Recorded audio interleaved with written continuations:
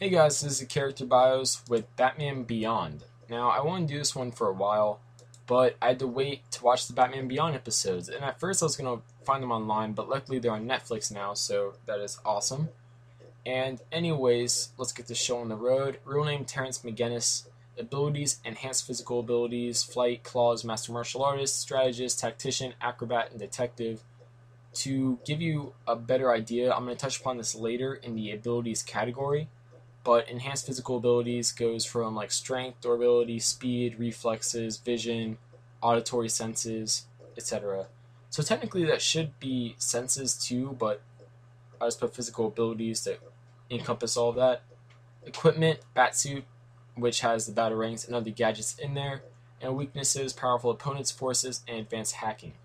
Like I said, I'll get more in depth about all of those when I get to those selected categories. But for now, let's start with the origin and work from there.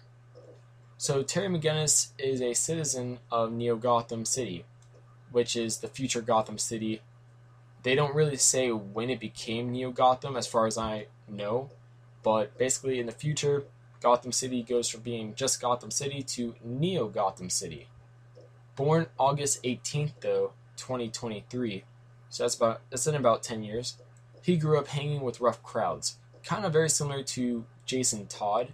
With that being said, he even served in a gang for a while when he was younger, and also juvie. So not a spotless record, but this does come to play when he becomes Batman, and I'll get into why. Also, I think it adds very interesting, you know, depth to the character. So during his later teen years, while he's still in high school, he gets into a conflict with the Joker's gang, who idolize themselves after the villain Joker, and they appear quite regularly in the Batman Beyond TV show. So if you did watch the TV show, you should know what gang I'm talking about. But anyways, while on the run from them, he goes to Wayne Manor, and there Bruce Wayne appears and helps him drive the Jokers away.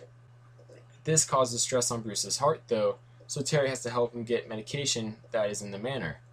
Once inside the manor, Terry notices a bat stuck inside a grandfather clock, which leads to the Batcave.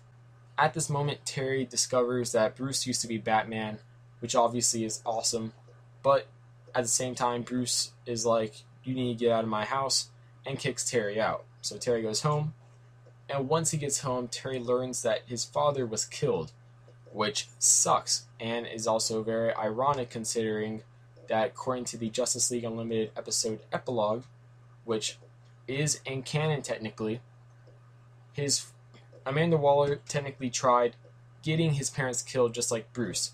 Because if you didn't know, Terry McGinnis' biological father is Bruce Wayne, which is very interesting, and it plays a very interesting factor to the whole Batman Beyond TV show and also Justice League Unlimited TV show and other stuff.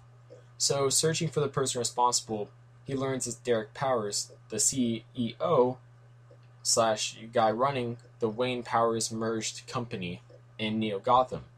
So Bruce Wayne originally refuses to let Terry get revenge, but in turn Terry is like, "Hey, old man, forget you," and steals the Batsuit.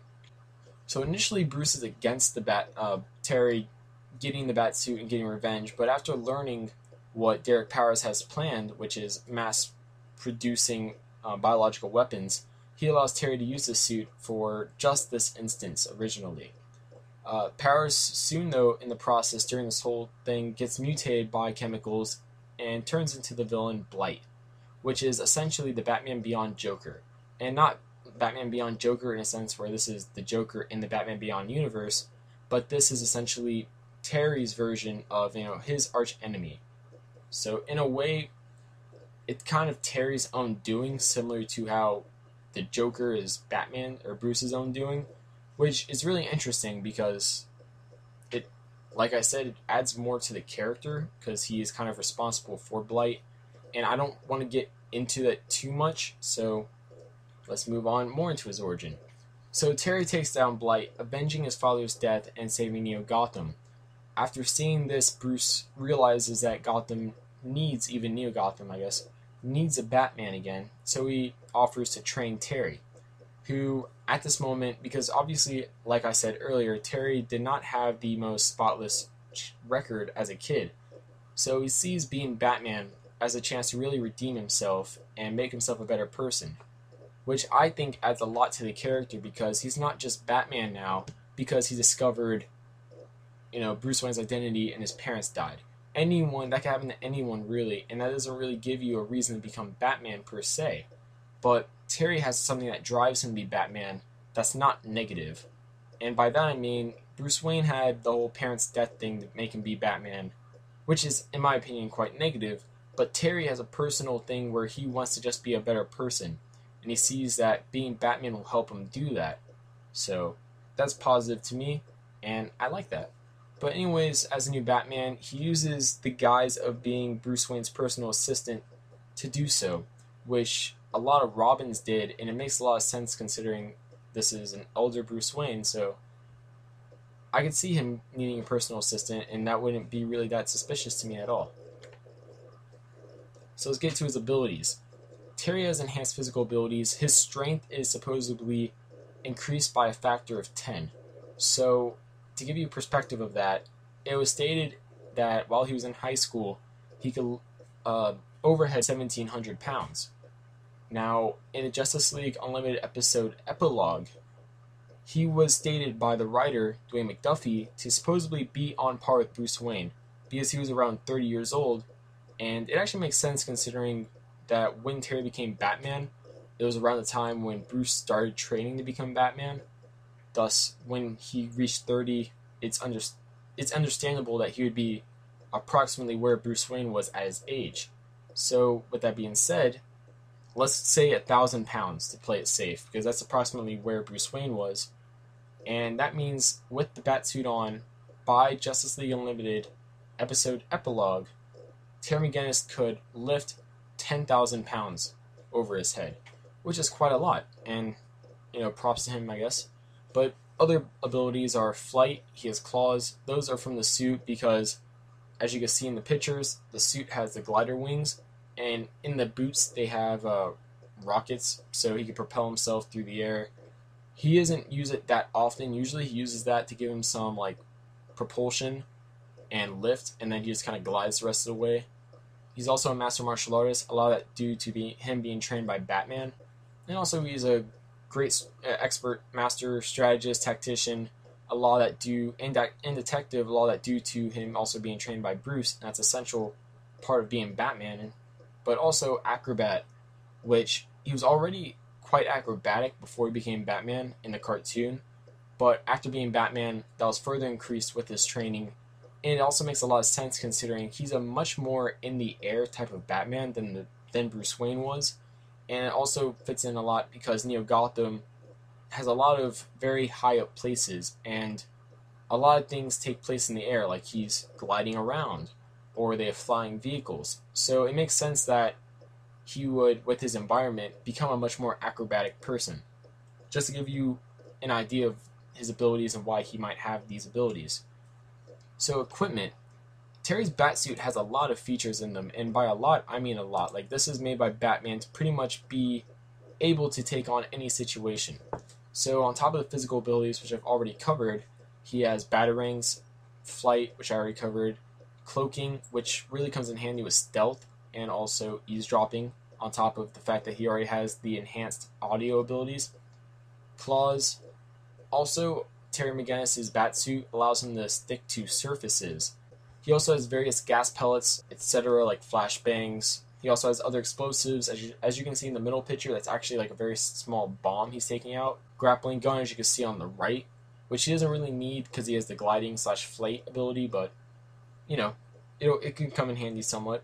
And electrical discharges, which really are for if he was to be pinned down by a really powerful opponent and can't get out, which, the electrical discharge will obviously, set him free a bit. But also, all the Batman suits have it, just in case Batman becomes knocked out and someone tries touching him. That will protect him from being unmasked or something like that. Now, weaknesses. Terry's weaknesses are powerful opponents, forces, and hacking, or at least advanced hacking. Now, the reason why is because the Bat computer has the ability to monitor and control the Batsuit / shut the Batsuit down if need be.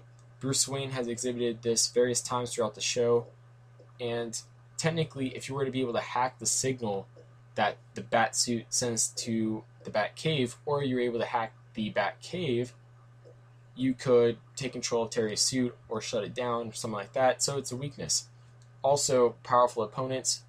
Unique is the character you see right there, kind of strangling Terry. I think that's how you pronounce her name. In the middle, basically think of like a humanoid ink figure. Very hard to defeat and hurt, obviously, because they're like a living ink. So it's like beating living liquid, I guess, to put it in a way. I don't know that much about the character. Last time I saw the episode they were in, it was a very long time ago, to be honest, so I don't remember that much about the character, but I do remember that it was basically like living ink, pretty much, as far as I know. Then we get to the Joker on the left side, which is probably the worst Joker to ever fight, and I mean worse in like a bad way, not worse in like, oh, they suck, because this is a Joker that, on top of being the Joker, has all the memories, experiences, and training of Tim Drake. So imagine that, basically crazy Robin, and that, you do not want to mess with that, really. So, there we go, there. And then on the right, we have an explosion, because even though the suit does protect Terry more than an average suit would, per se, it's not totally invulnerable. It can be damaged a bit, so there you go there. And I hope this helps you guys out a little bit on character bios. This surprisingly actually fits perfectly, considering there's a new Batman comic called Batman Beyond 2.0 by Higgins, which covers Terry, obviously, because Batman Beyond. So you guys can go check it out. If you haven't seen the Batman Beyond show and you have Netflix, go watch it. And that's about it, really, for me. I hope this helped. I'm sorry if my voice sounds a little weird. It's kind of gone in and out today, so I tried my best to keep it for this video. But please subscribe, comment, and like, and I'll see you guys later with another video. Most likely it will be another DC movie screenplay. No promises though, but that's what I'm going for.